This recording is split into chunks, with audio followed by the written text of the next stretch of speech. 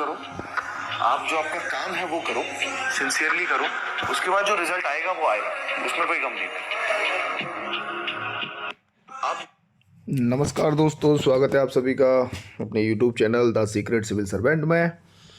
और ये question paper UP special paper number 6 और शॉर्ट क्वेश्चन अभी चल रहे हैं, उन्हीं को मैं करा रहा हूँ। तो ये क्वेश्चन आप देख पा रहे होंगे, 6 क्वेश्चन मैं करा चुका हूँ, 5-6 क्वेश्चन उससे पहले भी करा चुका था। तो ये क्वेश्चन क्या कह रहा है, उत्तर प्रदेश मिलेट्स पुनरुत्थान कार्यक्रम की मुख्य विशेषताएं क्या हैं। अब मिलेट्स इंग्लिश का वर्ड उठा लिया इन्होंने, बस देवनागरी लिपि में लिख दिया है। मिलेट्स मतलब मोटा अनाज, जिसे सुपर फूड की संज्ञा दी जाती है, श्री अन्न बोला जाता है। और 2023 को श्री अन्न का संयुक्त राष्ट्र ने ईयर भी मनाया था। तो ये क्वेश्चन पूछ लिया। अब आप देखोगे कि आप पेपर नंबर 6 अगर देखोगे यूपी स्पेशल वाला, तो उसमें 20 क्वेश्चनों में ज़्यादातर क्वेश्चन आपको ऐसे दिखेंगे कि करंट अफेयर से ही क्वेश्चन पूछेंगे सारे। तो इसके लिए तैयार रहना है। अब वो वाला हिसाब नहीं है कि ऑप्शनल था तो ऑप्शनल आपका तैयार रहता था पहले से ही, उसमें क्या ही चेंज होगा, जा करके लिखाते थे आराम से बिना टेंशन के। यूपी स्पेशल के पेपर जब से ऐड हुए हैं दोनों, आप स्टैटिक पोर्शन तो पढ़ लोगे उसका, लेकिन करंट आपको हर साल तैयार करना पड़ेगा उसके हिसाब से जो चल रहा है यूपी में। तो आई दृष्टि वगैरह जब आपने पढ़ी होगी या क्रॉनिकल पढ़ी होगी, या जो भी पीटी के लिए भी आपने करंट अफेयर्स की जो भी बुक पढ़ी होगी, तो उसमें बहुत सारी योजनाएं आई थी, यूपी से रिलेटेड बहुत सारी योजनाएं आई थी। उनको अलग से तैयार करेंगे, मैं करा दूंगा, आप कर लेना खुद से भी, है ना, क्योंकि वो योजनाएं पूछेगा, योजनाएं आएंगी, क्योंकि पिछला पेपर में डेमो आप देखे हो। तो चलिए क्वेश्चन कर लेते हैं। ये है और फैक्चुअल क्वेश्चन है, सीधा सीधा फैक्चुअल क्वेश्चन है। अगर इनके बारे में आपको अंदर डेप्थ में पता है तो लिख दोगे, बाकी सामान्य और जनरल आंसर लिख के आओगे तो नंबर नहीं मिलने वाले। उत्तर प्रदेश मिलेट्स पुनरुत्थान कार्यक्रम की मुख्य विशेषताएं क्या हैं। अब यूपीएससी के पेपर देखो तो वो थोड़े से कॉन्सेप्चुअल होते हैं, बड़े बड़े होते हैं, शॉर्ट क्वेश्चन भी।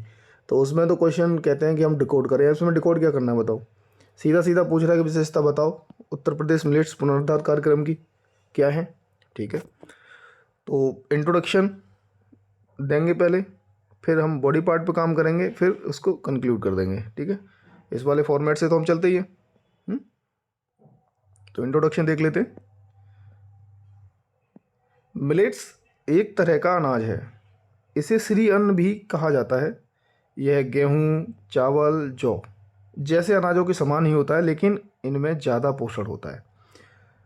तो इसको और बेहतर इंट्रोडक्शन इसका लिखा जा सकता था, है ना। इसे सुपर फूड की संज्ञा भी दी जाती है। और यहीं पर तुम एग्जाम्पल दे देते कि मिलेट्स कौन कौन से हैं, है ना, ज्वार, बाजरा, कोटो, शावा, उनका नाम लिखा जा सकता था।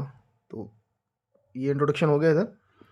अब कनेक्टिंग रूप में हमको अपना आंसर लिखना है। तो कनेक्ट करते हुए, हाल ही में उत्तर प्रदेश सरकार ने मोटे अनाज का उत्पादन करने और उसे बढ़ावा देने के लिए उत्तर प्रदेश मिलेट्स पुनरुत्थान कार्यक्रम का शुभारंभ किया या हुआ है। ठीक है, तो मेन क्वेश्चन पे आ जाओ कि मेन जो इस क्वेश्चन का डिमांड थी कि वो है कि विशेषताएं बताना है। तो हमने लिख दिया कि विशेषताएं, मिलेट्स पुनरुत्थान कार्यक्रम की मुख्य विशेषताएं निम्न हैं। तो निम्न में कौन कौन सी हैं, कलर चेंज करें, येलो कर लेते हैं। इस कार्यक्रम के अंतर्गत आने वाले मोटे अनाज निम्न हैं, जैसे ज्वार, बाजरा, सावा, कोदो, कुट्टू आदि। पहली विशेषता बता दी कि इस, क्योंकि पुनरुत्थान कार्यक्रम की विशेषता पूछ रहा था, तो विशेषता यह है कि इस कार्यक्रम के अंदर ये अनाज आ रहे हैं। वर्ष 2023-24 से 2026-27 तक इस कार्यक्रम का संचालन होगा। और इससे रिलेटेड जो पीडीएफ थी वो मैंने टेलीग्राम चैनल पे सेंड करी थी, है ना, जो ऑफिशियल वेबसाइट से ही मैंने ये पूरा कंटेंट उठा लिया था, वहाँ से डाल दिया। उसमें 6 या 7 विशेषताएं दे रखी थी मोटे अनाज की, वही मैंने लिखी हैं, इसमें कुछ ऊपर से नीचे ज़्यादा नहीं किया। वर्ष 2023-24 से 2026-27 तक इस कार्यक्रम का संचालन होगा। कार्यक्रम के अंतर्गत समस्त जनपदों में मिलेट्स की खेती, बीज उत्पादन, अनुसंधान, प्रसंस्करण एवं विपणन को बढ़ावा दिया जाएगा। ठीक है ना, बीज उत्पादन, अनुसंधान, प्रसंस्करण, विपणन। ठीक है, बीज मिनी किट का कृषकों को निःशुल्क वितरण किया जाएगा। अब ये प्रोग्राम ऊपर आप देखिए 2027 तक चलेगा, 2026-27 तक। चयनित कृषक उत्पादक संगठनों को मिलेट्स के बीज उत्पादन हेतु 4 लाख रुपए की सीड मनी भी प्रोवाइड कराई जाएगी। ठीक, अब ये कुछ ऐसी चीज़ें हैं कि अगर आपको क्वेश्चन ना पता हो तो आप जनरल आंसर लिखोगे, लेकिन जब आपको मालूम हो तो आप इन सब चीज़ों का जब जिक्र करते हो तो क्वेश्चन जब जा करके आंसर उसका ऑथेंटिक होता है। मिलेट्स मोबाइल आउटलेट के संचालन हेतु 10 लाख रुपए तक और मिलेट्स स्टोर की स्थापना हेतु 20 लाख रुपए तक का अनुदान देने का इसमें प्रावधान है।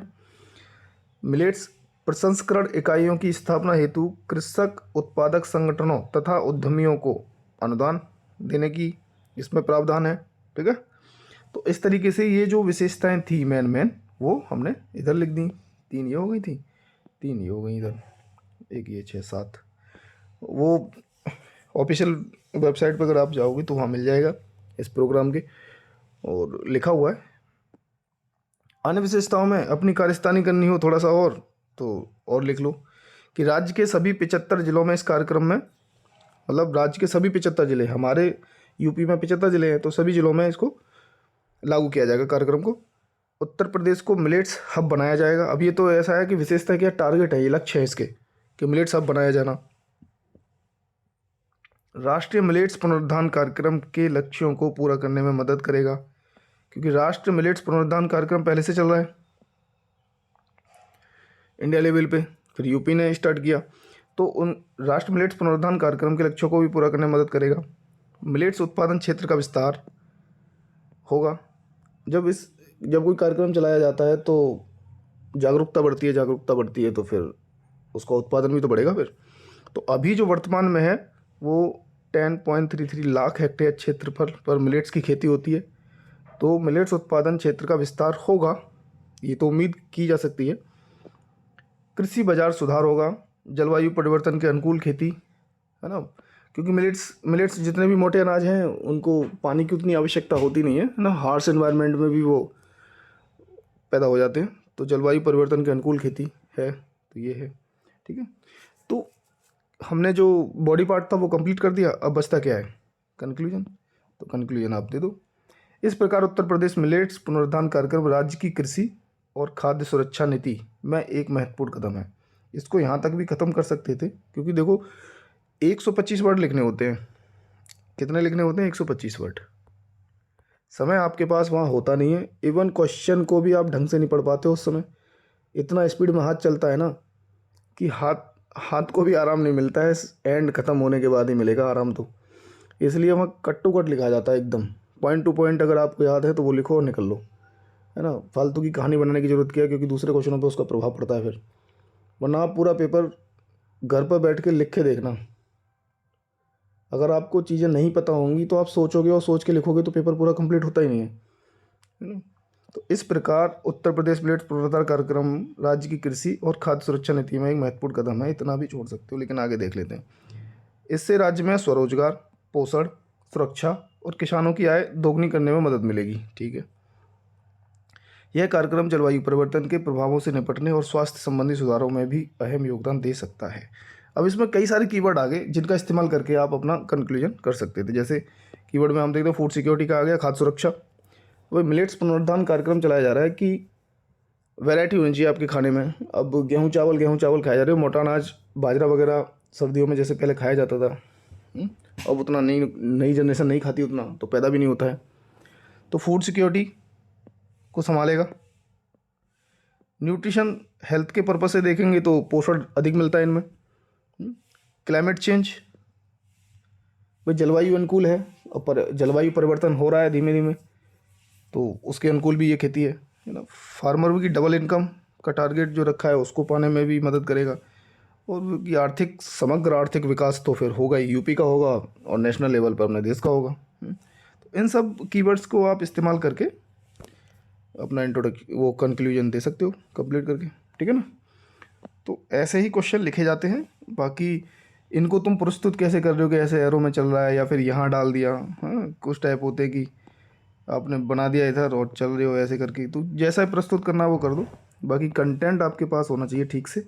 ठीक है ना, और IBC फॉर्मेट थोड़ा सा ज़्यादा बेहतर रहता है लिखने की एक कला में, तो वो ज़्यादा सही हो जाता है।